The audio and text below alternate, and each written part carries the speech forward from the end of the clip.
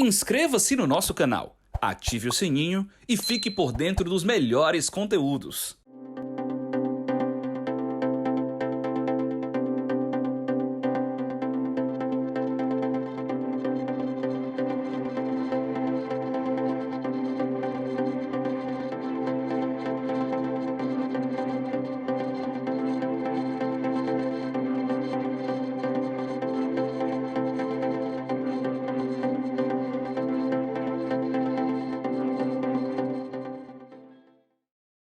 Olá, está começando mais um Cenários. Eu sou Tomás de Paula Pessoa, membro honorário da Comissão Nacional de Direito Minerário da Associação Brasileira dos Advogados, e estou aqui com André Siqueira, presidente do Sindalimentos, da FIEC, e Luiz Eugênio Pontes, diretor comercial da Fertsan.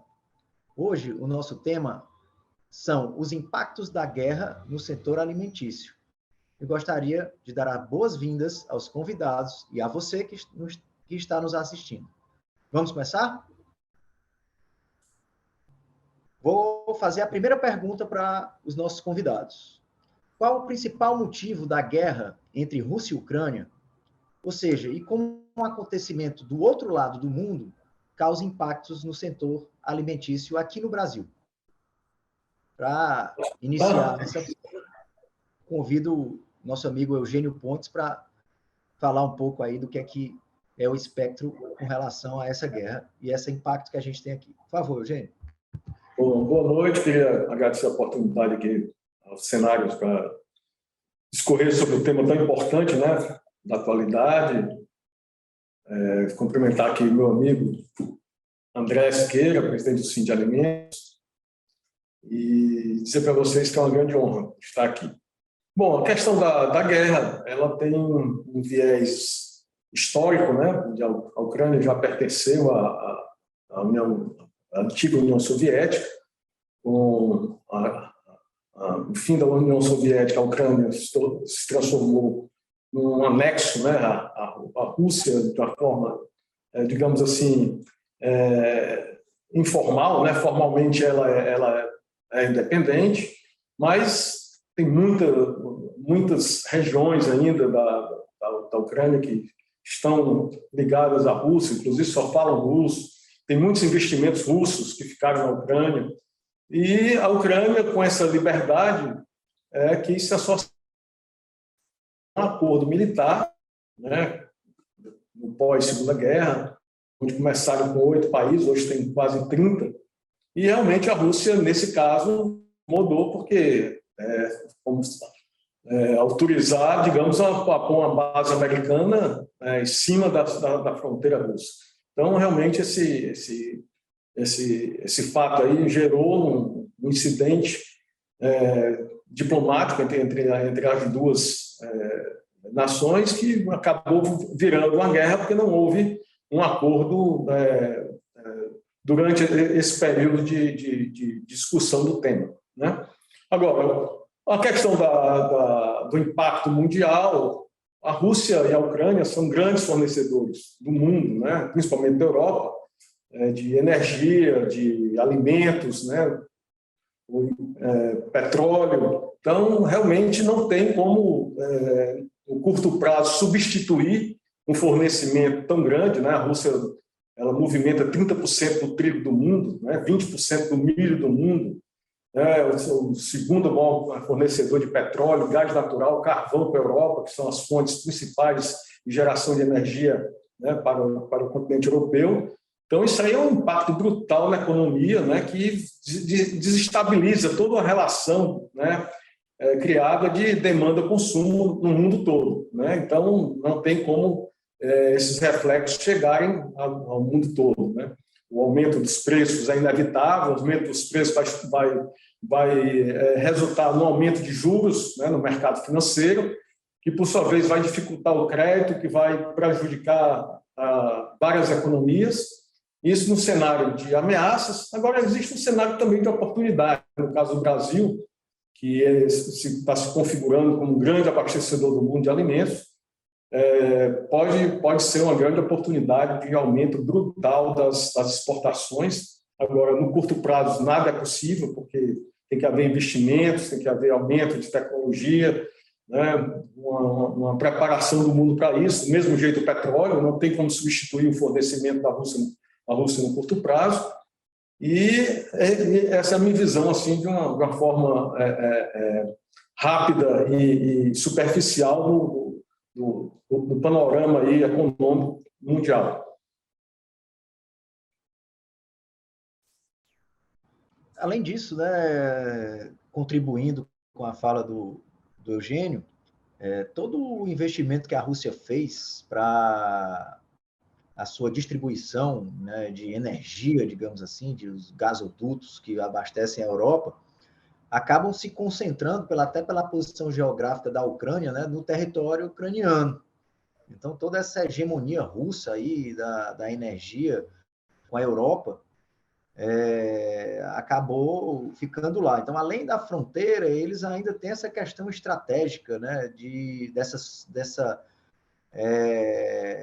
dependência que eles criaram na Europa estar localizada no território ucraniano. Então, só se acrescentando a tudo que o Luiz Eugênio falou, você ainda tem essa concentração desses investimentos, desses gasodutos, essa rede de distribuição que faz com que a energia se movimente na Europa, na Alemanha, hoje praticamente dependente da Rússia, né? Então, a gente ainda agrava a situação com relação a isso. Para ouvir mais sobre os impactos aqui no setor alimentício no Brasil, por favor, queria ouvir o nosso amigo André, do Sind Alimentos, da FIEC.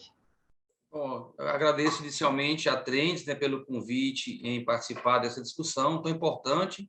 Cumprimento o amigo Luiz Eugênio e o amigo Tomás, também, que estão aqui conosco.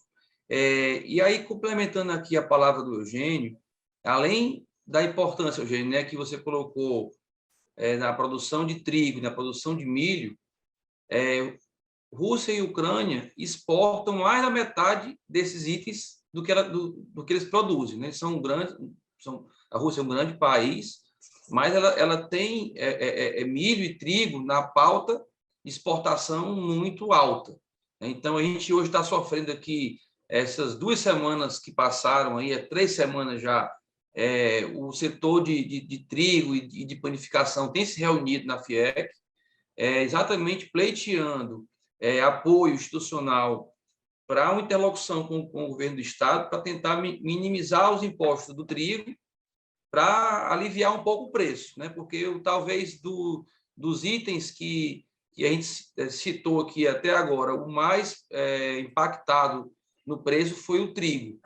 Então, assim, hoje o país, o Brasil é praticamente dependente de importações, né? A produção de trigo é muito incipiente, e tem como um importante parceiro a Rússia, mas como é uma commodity, quer dizer, assim, né, mesmo que não tivesse, né, uma relação direta, o preço mundial aumenta, e isso aí impacta, independente de onde o trigo venha. Então, a gente tem aí um desafio para vencer, né? Eu acho que o maior problema não é nem o alimento, mas assim, a energia, né, que impacta no custo de tudo, e colocando oportunidades também, como o Luiz colocou, temos aí, eu acho que vejo 2 grandes oportunidades, né? Uma mais ligada aí na área do Tomás, que é a usina aqui de Santa Quitéria, né, que pode se tornar uma grande fornecedora de fertilizantes, né?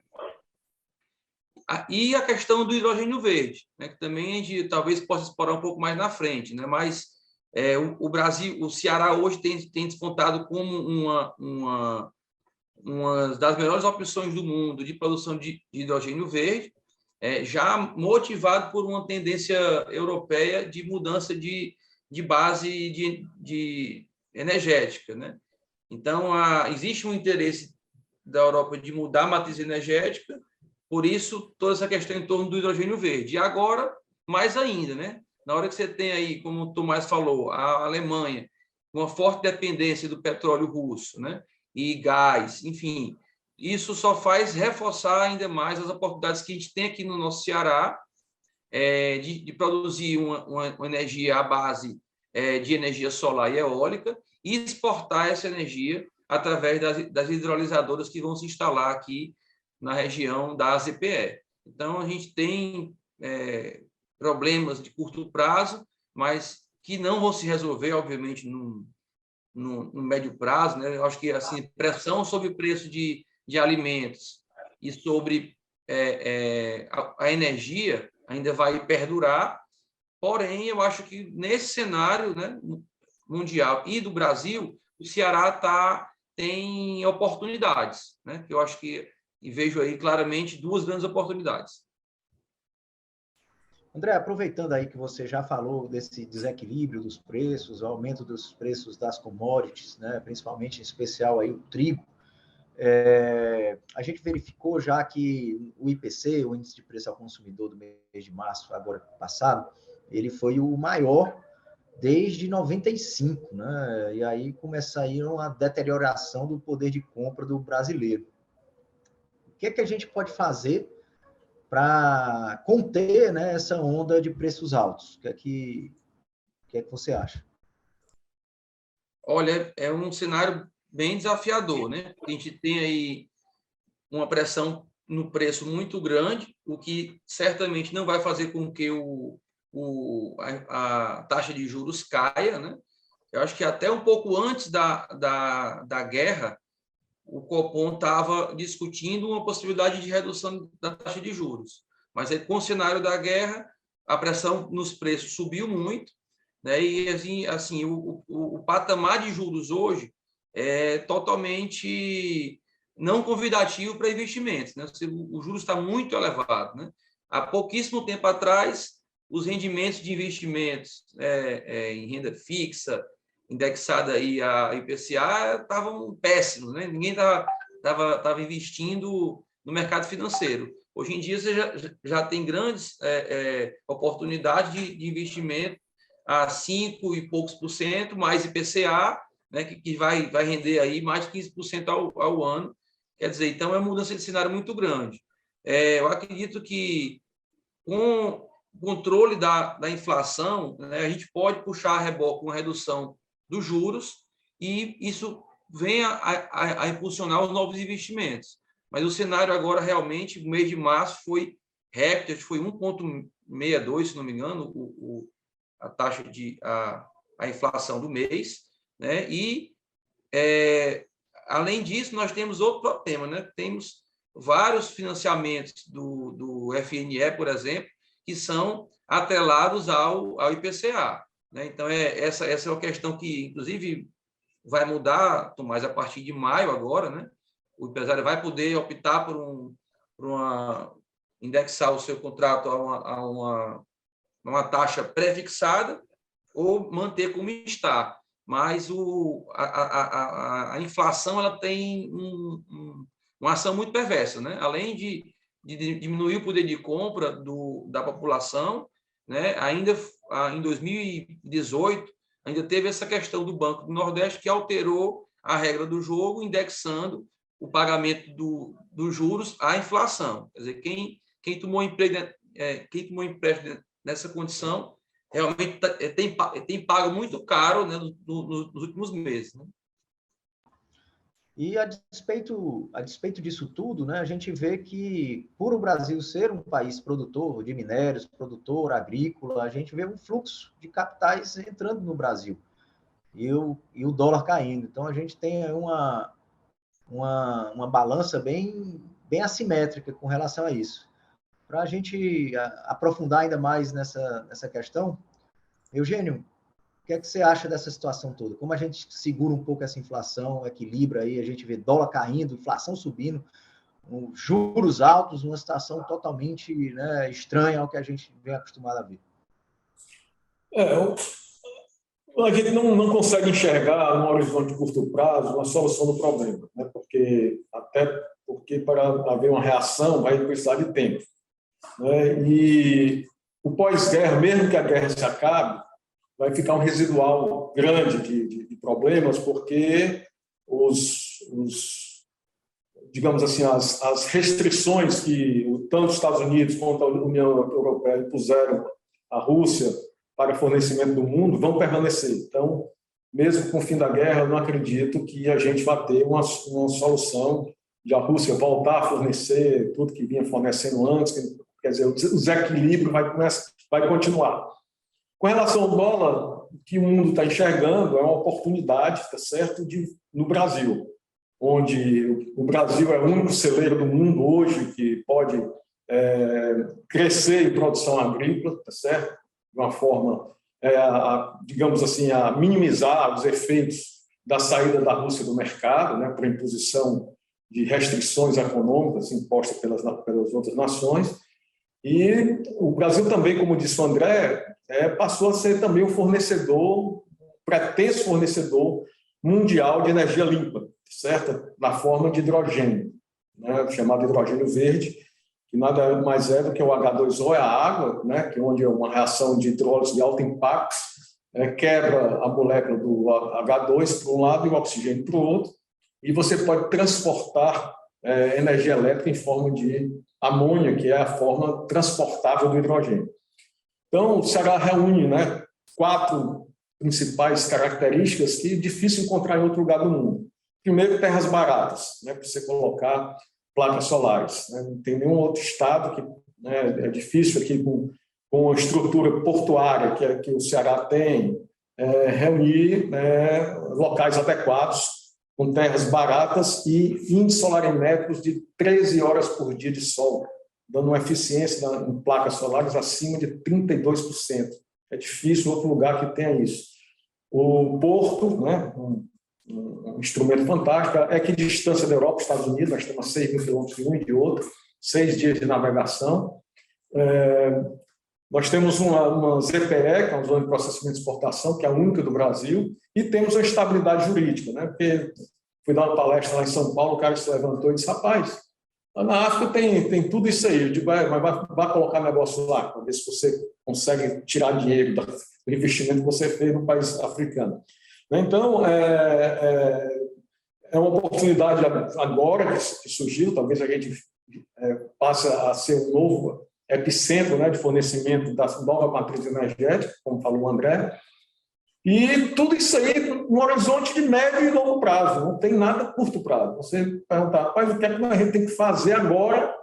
Eu, sinceramente, não encontro uma solução de curto prazo. A gente vai ter que apertar o cinto de outra forma, porque mesmo com todas essas oportunidades, é uma pressão também sobre preços. Porque na medida que a Europa queira se abastecer no Brasil, tanto da parte de hidrogênio quanto da parte de commodities, né, pelo desequilíbrio da demanda versus oferta, a tendência é uma pressão novamente em cima de preços, certo? Então, o dólar deve cair pela entrada brutal de investimentos no Brasil, né? Se a gente for fazer uma análise assim do agronegócio mundial, eu faço um comparativo com a soja, que é uma das maiores commodities em termos de volume no mundo.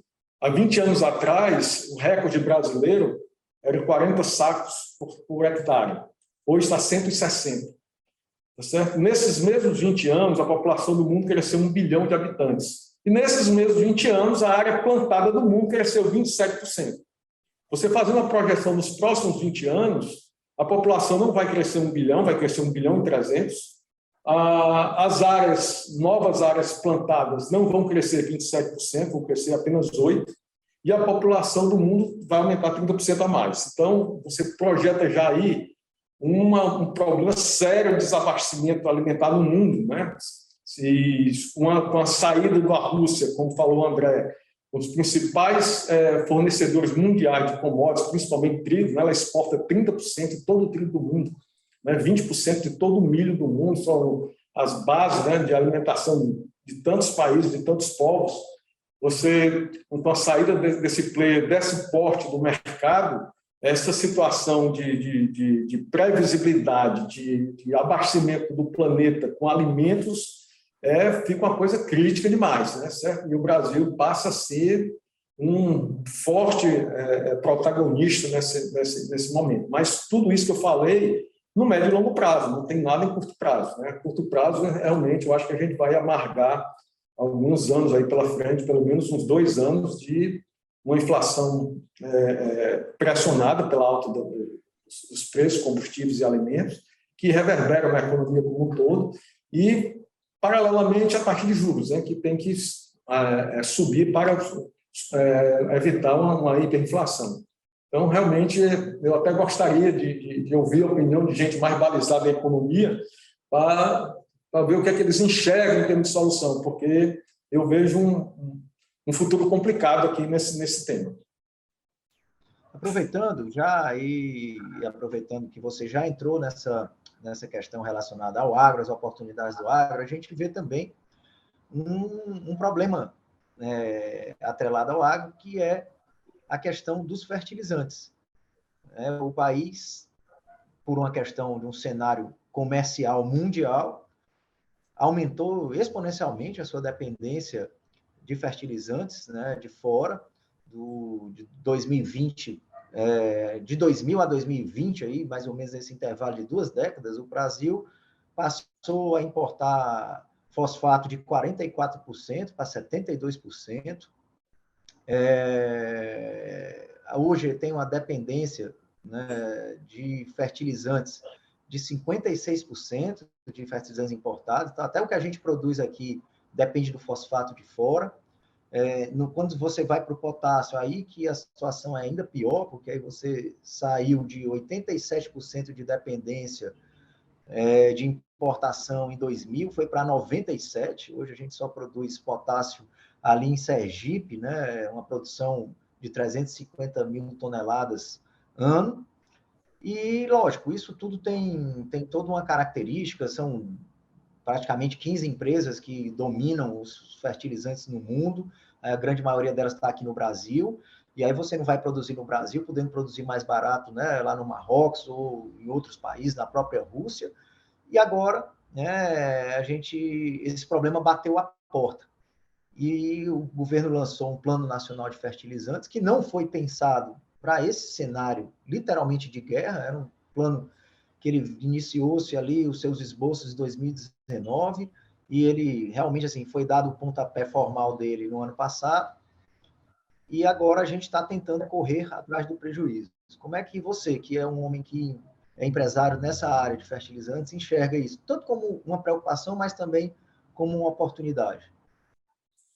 Olha, eu vejo 2 aspectos. Um aspecto tecnológico, né? A tecnologia hoje propicia, por exemplo, nós temos uma empresa que trabalha com pesquisa e desenvolvimento tecnológico de soluções para o agro, e tem soluções hoje que melhoram a performance da planta no sentido de absorção, né? Existe muito fosfato no solo, mas a dificuldade é que a planta absorva a quantidade correta, então você tem que usar uma quantidade maior. Vou dar um exemplo aqui bem prático. Você vai tomar uma vitamina C para o seu organismo, você toma 2 gramas de vitamina C, o seu organismo só absorve 10 miligramas. Né? Mas hoje tem solução para isso, que é o nanoencapsulamento. Você pega esses ativos, nanoencapsula, que é uma coisa que a nossa empresa faz, e aumenta a eficiência. Você não precisaria tomar os 2 gramas de vitamina C para ficar um residual de 10 miligramas. Basta tomar 10 miligramas se for nanoencapsulado. Por quê? Porque na dimensão nano ele atravessa a parede da célula e simplesmente entra na célula sem a célula ter a capacidade de seletividade. Né? Isso são soluções tecnológicas, estou citando só uma delas, mas tem várias aí, né, que podem melhorar a eficiência, né, do uso do chamado NPK, né, que é o nitrogênio, o fósforo e o fosfato, que são os macronutrientes do agro. Né? Por outro lado, tem a questão institucional. O Brasil tem grandes minas, por exemplo, aqui do Ceará, em Beberibe, tem uma mina com 400 milhões de toneladas, tá certo?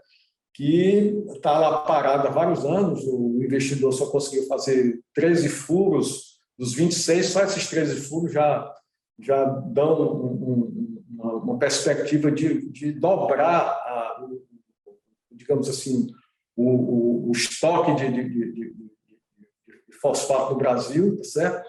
Mas está emperrado em quê? No meio ambiente.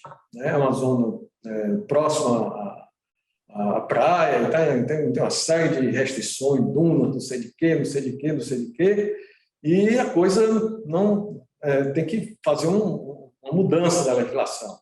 né? Tem notícias também na Amazônia, né, de fontes fantásticas de fósforo, né, onde também tem o mesmo problema ambiental. Então, o Brasil, em tese, ele tem condições de ser autossuficiente nesses macronutrientes, né, o NPK, fósforo, nitrogênio e fosfato.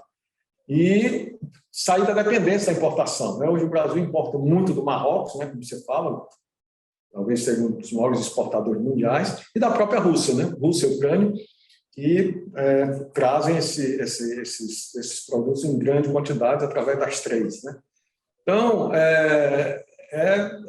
todo um esforço, né? Primeiro, a tecnologia, usar a tecnologia no sentido de melhorar a performance da planta e fazer com que ela capture de uma forma mais eficiente, né, esses nutrientes.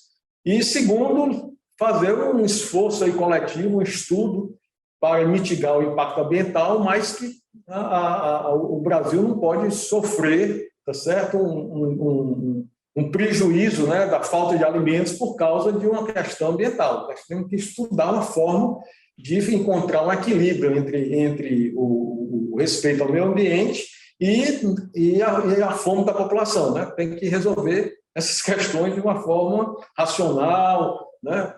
O problema é que o Brasil hoje está num ambiente de dicotomia política, com um lado, um extremo de direita, um outro extremo de esquerda, então é uma coisa difícil de encontrar o meio termo, né? E a gente vai sofrendo, né, essas delongas, né, dessas providências que têm que ser tomadas, mas nós temos que confiar que alguma coisa tem que ser feita e rápido. André, e você? O que é que você enxerga pelo setor de alimentos? Quais as preocupações, quais as oportunidades que são vistas da gente tentar diminuir essas distorções, otimizar o uso, como disse o Eugênio, usar melhor a aplicação, parar de jogar produto fora, né? Esse excedente a gente utilizar onde precisa. Como é que você enxerga isso tudo?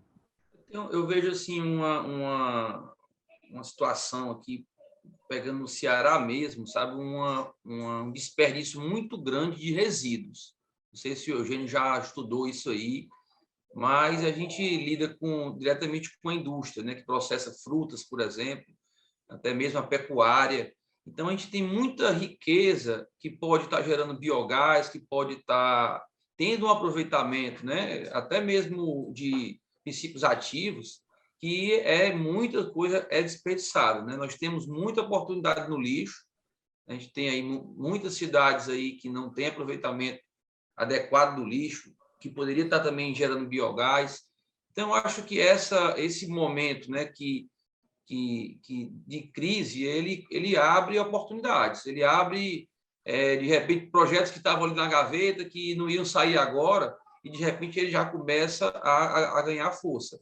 E eu acho que o agronegócio do Brasil pode se beneficiar muito dessas questões, né? Tanto do aproveitamento de resíduos urbanos, que é do nosso dia a dia, através dos aterros, quanto das indústrias. Né? Você tem ideia, o volume de, por exemplo, resíduo de frutas que é gerado numa indústria de polpa de fruta é um volume gigantesco. Né? E eu acho que cabe agora um esforço maior aí da academia e do setor privado industrial, dedicar um pouco de atenção às oportunidades que tem em torno de si, né? Através da biotecnologia, enfim, aproximando pessoas que possam estar identificando oportunidades do nosso próprio resíduo que está sendo desperdiçado. Agora, em paralelo a isso, Tomás, eu tenho aqui também um outro ponto importante que eu acho que vale a gente refletir. Nós temos aí 4 países emergentes, né? A Rússia, o Brasil, a Índia e a China. Os investimentos estão recuando totalmente da Rússia, né? Então, as grandes empresas que estavam instaladas lá já estão saindo, investimento não vai ter por lá, né? Nem no curto, nem no médio prazo. Então, esses investimentos eles vão ter que ter outros destinos. né? Então, eu acredito que o grande concorrente do Brasil no destino desses recursos internacionais seja a Rússia, né? Então, na hora que a Rússia se fecha para o mundo, né, o capital vai ter que ir para algum lugar, né? Então, acho que o Brasil é um grande player para poder acolher esse capital, que não vai mais para lá, e a gente tem que estar atento a isso, né? Que tipo de oportunidade a gente pode estar estruturando aqui, né? A gente falou aqui na questão do hidrogênio verde, que já é uma realidade, né? Ela já ia acontecer, né, sem a guerra. Eu acho que a guerra faz com que tudo se acelere, né? Mas que temos mais de oportunidades aqui que possa ser atrativo ao capital internacional. Porque esse capital ele vai vir, ele vai chegar, né? Ele vai vir com força, porque a Rússia é um país gigantesco, né? Que tem uma atratividade de capital muito grande e que não vai ter mais nem tão cedo, digamos assim. Então, a gente tem que estar preparado também, né, aqui dentro da nossa economia, dentro do nosso Estado, dentro do nosso negócio, para estar atento aos fluxos internacionais de capital que vão certamente migrar para países como o Brasil. Eu concordo com vocês, porque assim, o Eugênio tocou num ponto que é crucial, que é a questão regulatória brasileira, né? O Brasil precisa melhorar o seu ambiente regulatório, né? A gente precisa, do ponto de vista do licenciamento ambiental, fazer a coisa de uma maneira muito racional, né? E assim, o fato de você licenciar não quer dizer que você está se afastando da proteção ambiental, da mitigação, né, do cuidado ao meio ambiente. Na verdade, você está reconhecendo a necessidade de fazer uma determinada atividade, que essa atividade tem que, naquele perímetro fora da sua atividade, né, manter o meio ambiente. Até porque nessa área, por exemplo, na área de mineração, existe um ponto que é o cerne da questão do licenciamento ambiental, que é a rigidez locacional. O minério acontece onde ele acontece, né? Não é diferente da indústria, que você aloca a indústria, né, onde você encontra a infraestrutura, os benefícios e a situação mais adequada. Não tem como fazer isso. Você não tem como afastar uma jazida, né? A jazida está em Beberibe, é lá que ela tem que ser, né, desenvolvida. Não tem como você levar ela para outro lugar, não tem como desviar, né, diferente de outras atividades. Existe grandes reservas de potássio na Amazônia. É lá que está, né? A gente precisa, lógico, né, adaptar e condicionar o licenciamento àquela realidade. Assim como acontece hoje, né, a maior mina de minério de ferro do Brasil, e a minério de ferro é a grande commodity brasileira, né? Se a gente imaginar que o agro exporta 100 bilhões de dólares e a mineração 200 bilhões, e 73% disso é de minério de ferro, a maior mina de minério de ferro que a gente tem está lá nos Carajás, né, na Flona do Carajás, lá em Belém, no Pará, perdão.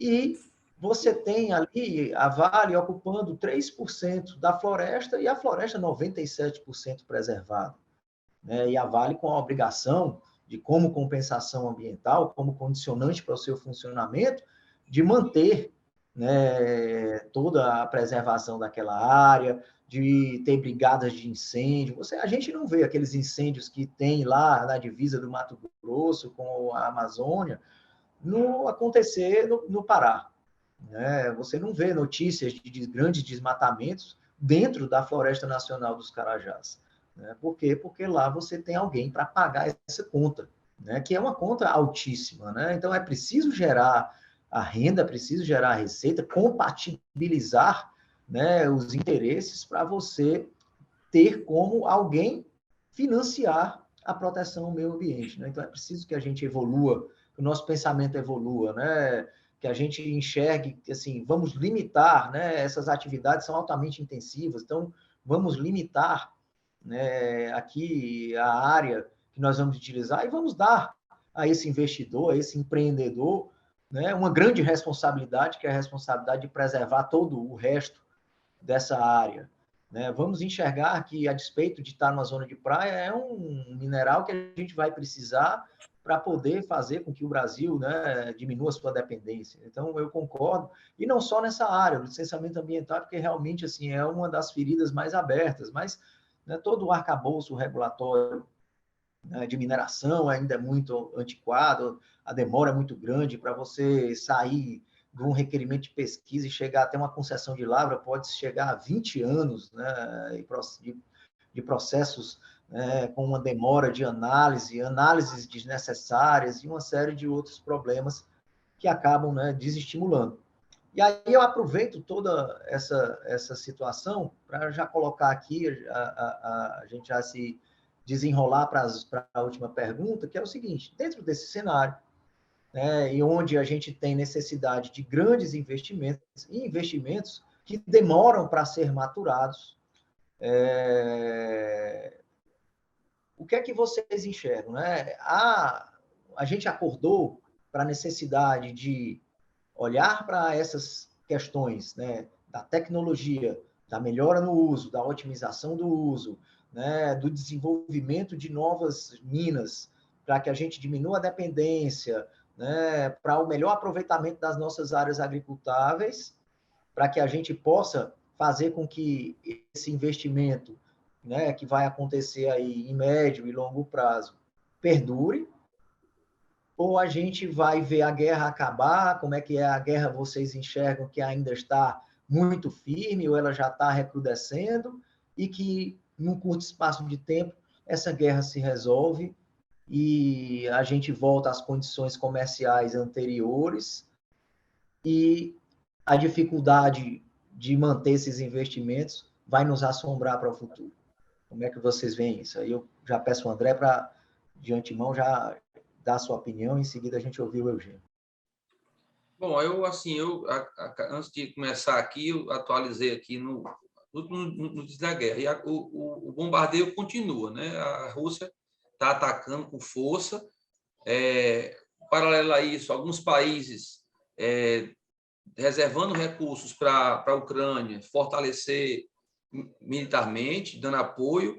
Então, assim, a gente gostaria muito de dizer que estava vendo o fim da guerra, né? Mas, diante de todo o cenário que a gente está acompanhando, é algo que ainda vai perdurar.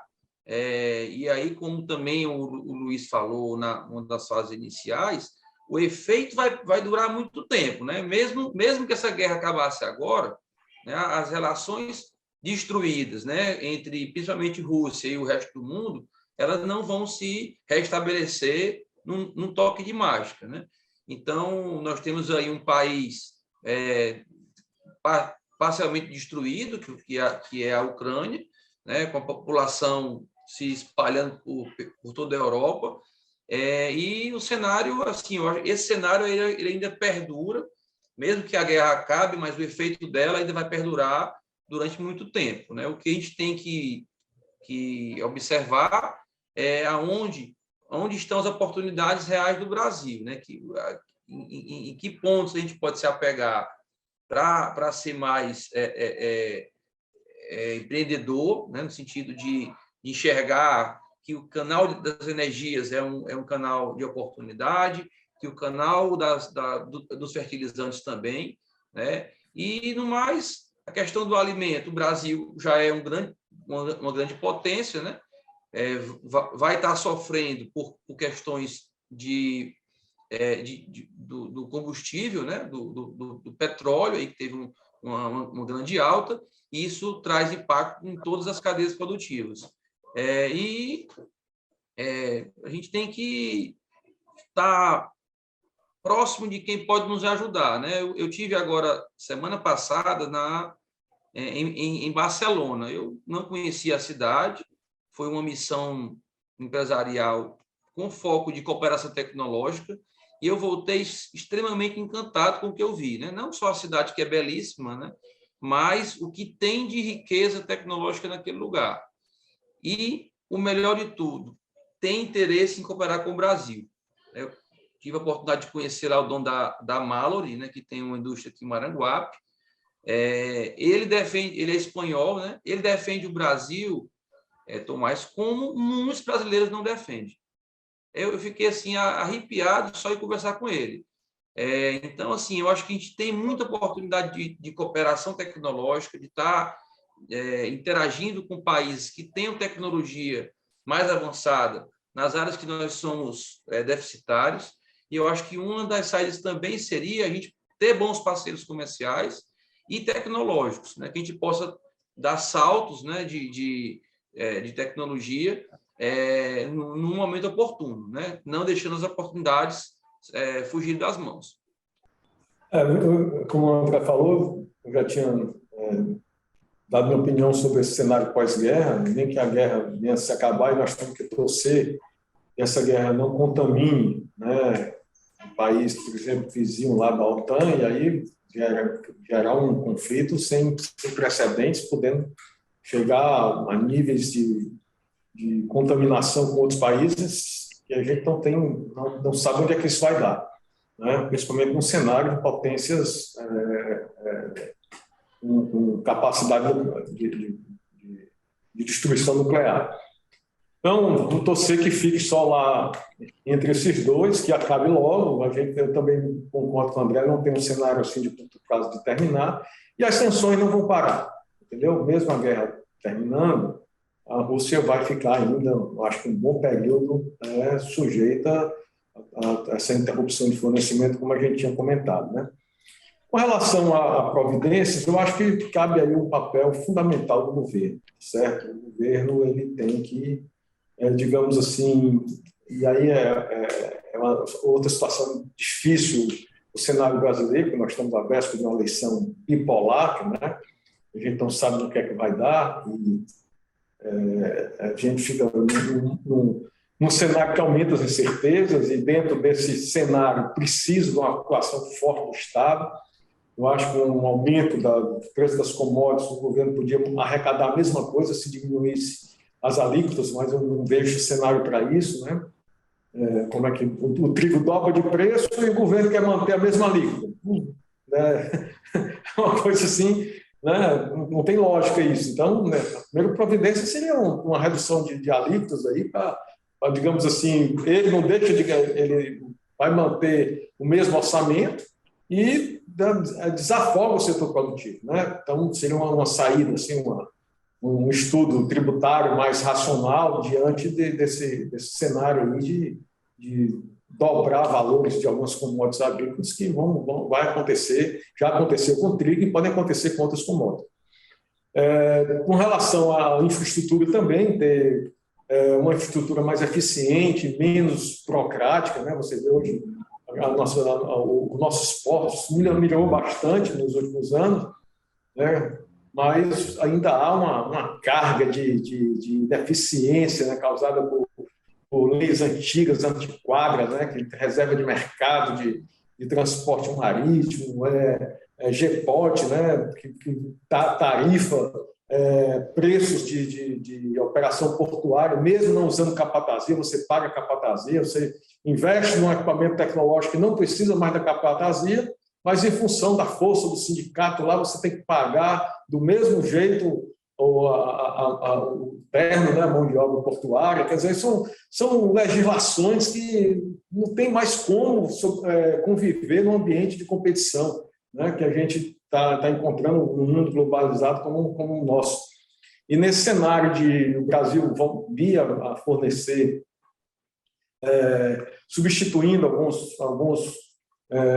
algumas commodities que a Rússia fornece para o mundo, precisa melhorar substancialmente a questão portuária.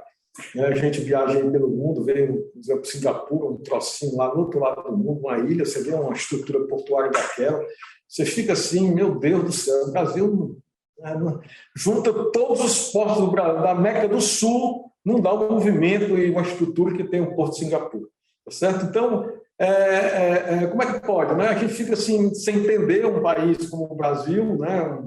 Um poderio, um potencial econômico enorme de fornecimento de muitas coisas para o mundo, mas entravado, né, em leis arcaicas, em um Congresso que só olha para o ganho pessoal, um jurídico que se mete na política, Aí são tantos problemas de ordem estrutural que você fica assim, meu Deus, né?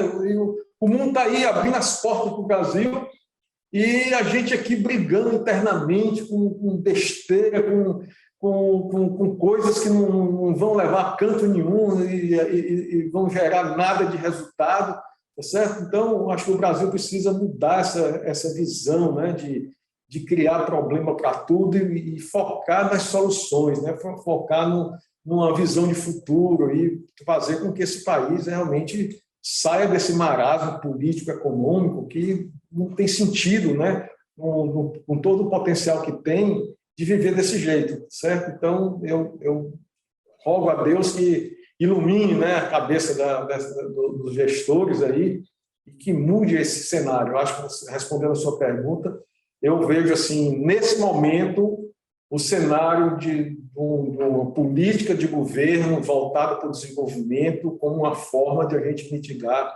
fortemente esses impactos e aproveitar as oportunidades que estão aí postas.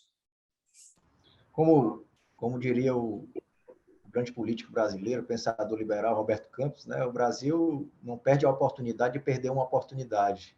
Então, a gente tem que parar, tem que sair desse ciclo, tem que quebrar esse ciclo, né? Tem que aproveitar as oportunidades, não pode deixar o cavalo passar selado sem montar, não pode deixar o trem da história passar e não fazer parte dele, né? Então, eu já aproveito aqui já para fazer as minhas considerações finais, antes de devolver a palavra ao Eugênio e ao André, e assim, eu concordo, eu acho que a Rússia, né, vai deixar sequelas, né, no mundo inteiro, preocupações, e aí eu espero que a gente aproveite essa oportunidade, desse alerta que a gente está tendo, de diminuir essa dependência, de ajudar os setores, porque com o comércio, a gente viu que com o comércio mundial em plena atividade, o que acontece é exatamente o que aconteceu de 2000 a 2020.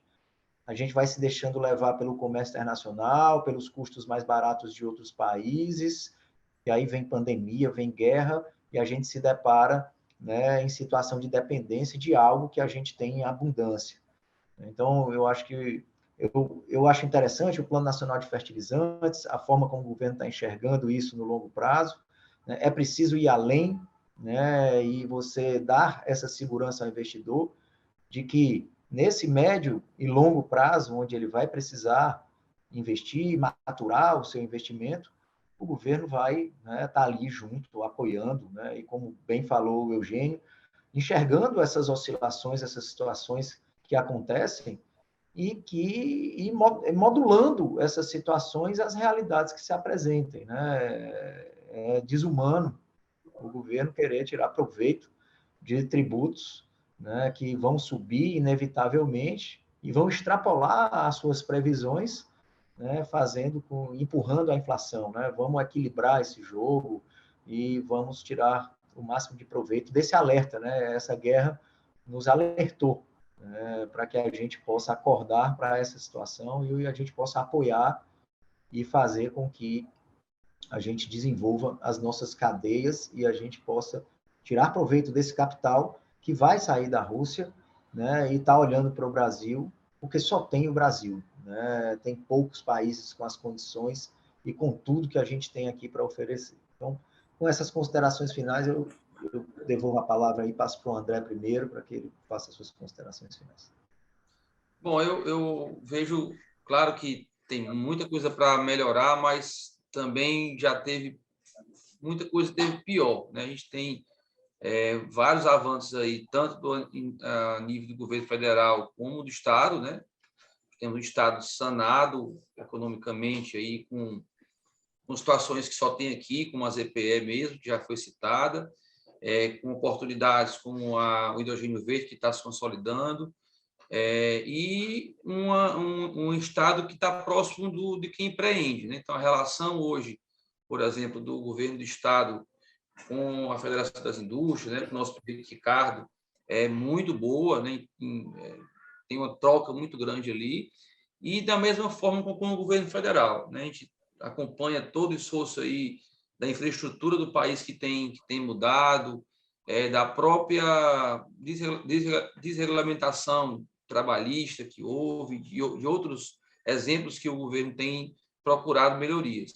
Então, acho que o Ceará hoje, ele destoa do Nordeste, né? Tem o crescimento dele totalmente acima da média do Nordeste, e a gente está nele, né? Então, a gente tem que observar o que temos de bom para fazer aqui, né? Eu também não gostaria de perder a oportunidade de falar do associativismo, né? Quer dizer, eu estou aqui hoje representando um setor através de um sindicato, né? Nós temos lá 90 e poucas empresas filiadas e juntos, né? A gente, em contato um com o outro, consegue pensar melhor, consegue defender o interesse do setor na medida que a gente tem um grupo maior. Então, é muito importante, nesse cenário, a gente estar numa entidade de classe que possa representar, né? Isso eu falo em relação ao Sim de Alimentos, mas também falo em relação à FIEC, né? Porque muitas coisas, por exemplo, o que eu citei agora há pouco, Tomás, da questão da taxa de juros do FNS, você poder optar pela taxa pré-fixada, foi uma conquista da FIEC. Foi uma articulação muito grande da federação, através do ministro do MDR, e conseguimos, então, aí essa alteração. Como também do FINOR, né? Uma coisa que tinha 20, 30 anos aí para trás de débitos, que também foi agora resolvido. Então, acho que a gente tem que fortalecer a entidade de classe, porque também, através dela, a gente pode também resolver muitos problemas que afetam o dia a dia de quem empreende. Claro, não tiro nada do que o Luiz falou, né, do que o Tomás falou em relação à burocracia, à morosidade, à lentidão de muita coisa. Mas o cenário hoje está muito melhor do que antes, né? E isso eu falo nas duas esferas, porque eu acompanho de perto, né? Eu tive até pouco tempo no Centro Industrial do Ceará, movendo um projeto de melhoria do ambiente de negócio, né? E consegui fazer uma leitura muito grande em relação a isso no estado do Ceará e acompanho, então, portanto, algumas melhorias nesse sentido. Mas não estou aqui jogando flores, né? Claro que não faz sentido nenhum o trigo subir, a base sobe e o imposto mantém, quer dizer, vai arrecadar muito mais, concordo demais com o Luiz em relação a isso, e cabe nesse momento uma ação do governo para reduzir ou tirar esse imposto, pelo menos por enquanto, né? Para poder aliviar um aumento aí de 20 e poucos por cento que o pãozinho vai sofrer, está sofrendo ainda agora, né? Então, o governo tem que estar muito sensível a isso, principalmente em alguns pontos mais específicos, que são em relação aos combustíveis, que tem uma carga tributária altíssima no Estado, né? É a maior de todos, 27%, em relação ao trigo, em especial, por conta dessa imposição aí do mercado internacional, que fez tornar escasso e fez subir o preço mundial do produto. Então, a gente torce aí que haja mais sensibilidade por parte do governo para enxergar, né, de que forma ele pode agir, e no momento é agora, né? Não adianta resolver isso em dezembro, né? A crise está agora, então a gente precisa de uma ação imediata. Mas, em resumo, assim, eu tenho uma visão muito otimista, sabe, assim, do nosso Estado, das oportunidades, e eu acho que a gente tem que estar junto do outro, tem que estar na sua entidade de classe, próximo dos players, para poder entender aonde surge a oportunidade que você possa estar nela. E, mais uma vez, agradeço aí ao Marcos André, a Trends, a mediação excelente aí do Tomás, e um prazer grande aí discutir com o Luiz um assunto que a gente gosta muito, que é alimentos. Luiz, por favor. Luiz Eugênio.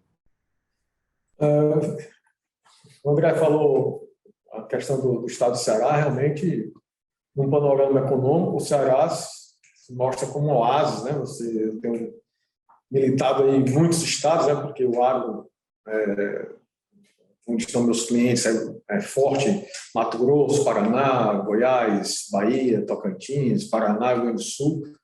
E a gente vê muitos problemas estruturais do Estado, dívidas, falta de de infraestrutura, o governo que não dá suporte, a gente vê, comparando o cenário que a gente encontra aqui no Ceará, é bem diferente mesmo, né? Uma aproximação realmente da academia com uma instituição, né? Principalmente as federações, indústria e comércio. A gente vê o governo, né, trabalhando em conjunto com o empresariado, né, que não é comum em outros estados, né? A gente fica assim, feliz de estar aqui e no momento, como o André falou, do Ceará poder ser a outra OPEP aí do hidrogênio verde, né? Assim, demonstrando 16 projetos que o governo já assinou, investimentos que montam a inacreditáveis 40 bilhões de dólares, né? Beirando a 40 bilhões de dólares de novos investimentos, é uma coisa assim, impensável, né? E o Ceará passa a ser um grande fornecedor, talvez, de combustíveis para o mundo.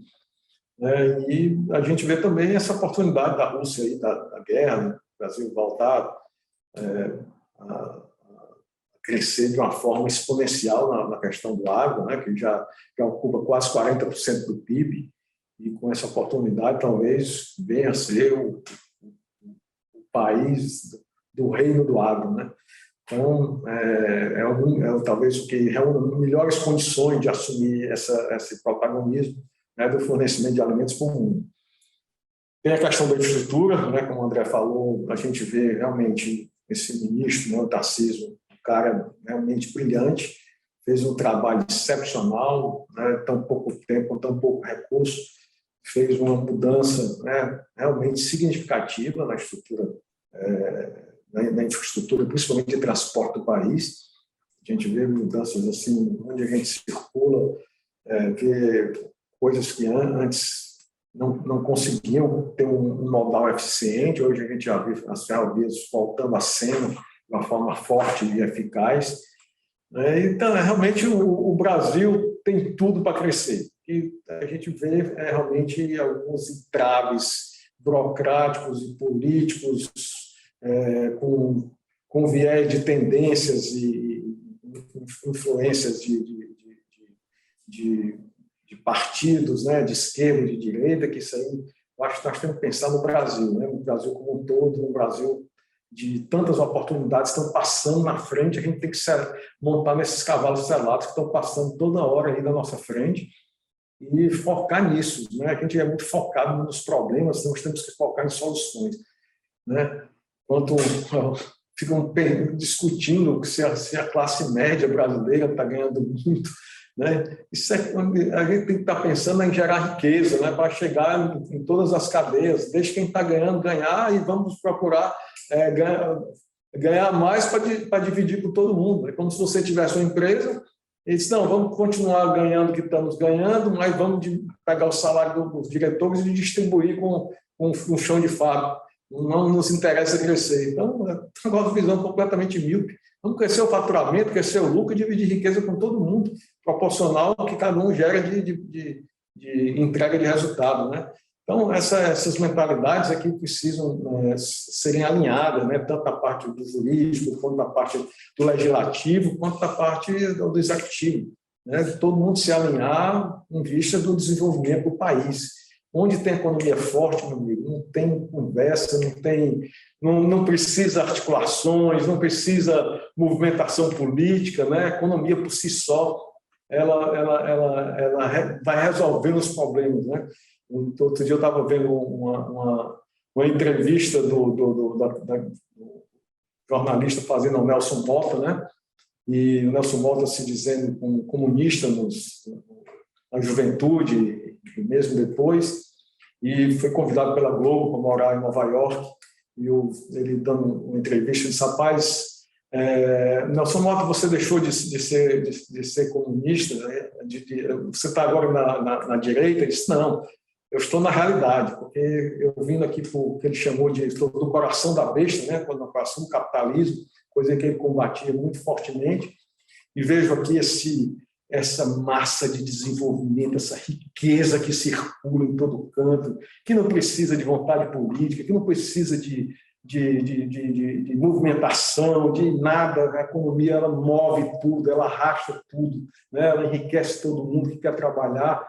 Então, você começa a mudar a mentalidade, é isso que o Brasil precisa, né? Criar uma ambiência, né, de negócio, de desenvolvimento, de desburocratização, né, deixar o país crescer, desenvolver. Isso aí que traz riqueza de forma sustentável, que faz com que as pessoas enriqueçam, né, pela força da economia. E é só deixar o Brasil trabalhar. O Brasil tem gente boa, tem gente com capacidade. Nós somos um povo muito criativo, né? Um povo que gosta de crescer, desenvolver, de consumir, né? Você vê nos Estados Unidos, o principal turista que consome é o brasileiro, ele tem essa veia de aproveitar a vida. Então, dessa alegria que nós temos de viver, né? Que o brasileiro tem. Você vê um povo europeu, um povo triste, um povo ali, com tudo dando certo, mas é um povo assim, contido, né? O brasileiro, aquela alegria, aquela energia boa. Então, vamos trabalhar, vamos deixar o Brasil crescer, vamos deixar o Brasil buscar as oportunidades, né? Deixar de tanta intriga, tanta discussão que não leva a canto nenhum, nem promove nenhum tipo de ganho para ninguém, né? Então, essa mensagem que eu deixo aí, quero agradecer novamente a oportunidade, né? Muito mais para aquilo. Também quero agradecer aí a oportunidade de rever meu amigo André, né? A gente passou um tempo, eu fui diretor da FIEC uma época, a gente se encontrava mais, mas aí as atividades aí eu deixei a diretoria da FIEC e passei a tomar conta dos meus negócios, e aí a gente acaba se distanciando, mas é sempre um prazer em rever o André, uma pessoa de alta competência, né? Que tem feito diferença aí no comando aí do Sindicato dos Alimentos. Chegamos ao final de mais um Cenários. Agradecemos a participação de todos e a sua audiência. Próxima quinta tem mais. Atenção, esse comercial é para você que já completou 4 meses da segunda dose da vacina contra a Covid-19. Não esqueça a dose de reforço. Consulte o site vacinejá.sms.fortaleza.ce.gov.br e veja onde poderá tomar sua terceira dose. Continue se cuidando e cuidando de todos. Use máscara e higienize sempre as mãos, evite a aglomeração e tome todas as doses da vacina. Não é hora de vacilar, é hora de vacinar. Prefeitura de Fortaleza.